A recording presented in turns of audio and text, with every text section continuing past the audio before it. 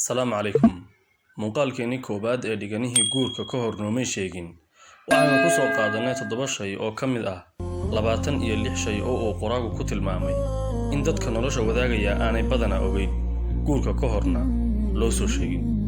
8. Noomay sheegin khatarta ay leedahay kala horreynta ka dhex dhacda labada lamaane oo ah haddii uu labada lamaane mid ka mid ah ama labadooduba ay is arkaan in aanay isku hadaf ahayn oo mashruuca uu mid waliba rabo in uu xaqiijiyo kala duwan yihiin.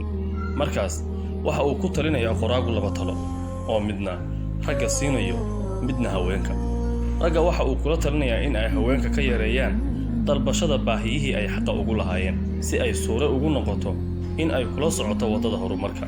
Haweenkana waxa uu kula talinayaa in ay iska dhisto aqoonteeda, maankeeda, maskaxdeeda, muuqeeda oo ay lahaato mashruuc nololeed isagana ku kaalmayso mashruuciisa. 9. Noomay sheegin in marka ay dhacdo dhibaato aanu macnuhu ahayn in xal kaliya oo furiin la dhahaa jiro ee ay jiraan boqolaal xal oo ay suura tahay in aad ku dhammaysaan dhibka jira. 10. Noomay sheegin in aanay dhibaatooyinku dilin jacaylka ee ay la noolaadaan. Ogow si kasta oo la isu jecel yahay inuu loolan iyo isqabsi imanayo waayo waxaa la kala yahay laba qof oo mid walba alle dabeecadihiisa iyo doonitaanadiisa gaarka ah u sameeyay. 11. Noomay sheegin in cadowga ugu daran ee jacaylku yahay danayn la'aanta iyo in aad qofka kale ihtimaam siin weydo. 12.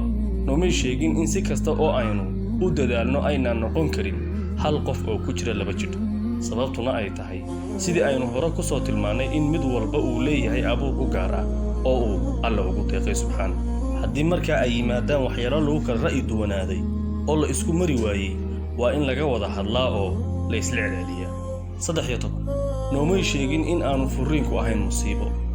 waxa ay na dhaheen ninka haweenaydiisa furaa waa faashil halka ay haweenayda la furaana ka tahay mid dhaga adag. waxaase jira sababo furiinka keena oo aan loo adkaysan karin sida in doorashadu khaldan tahay oo labada qofi aanay ahayn laba qof oo isku habboon iskuna soo baxaya, in uu midkood ku dhacay arrin anshax xumo ah oo aan loo adkaysan karin, in khalal ku soo baxay labada qof midkood. 14. Noomay sheegin in hooyanimada ay ka horreyso oorinimadu. waxaa jira dabin ay haweenka badankoodu ku dhacaan oo ah in ay mar allaale iyo marka uu ilmo yimaado ay meeshaba ka saarto danayntii ay hore ugu haysay saygeeda oo ay dhammaan danaynteeda siiso ilmaha yimi. waxaana sax ah in ay isku wado labadaba danayntooda sida ay isagaba korkiisa u saaran tahay daryeelidda hooyada iyo ubadku labaduba. inta aynu ku kulmanno muuqaal kale oo xiiso badan. Assalaamu calaykum.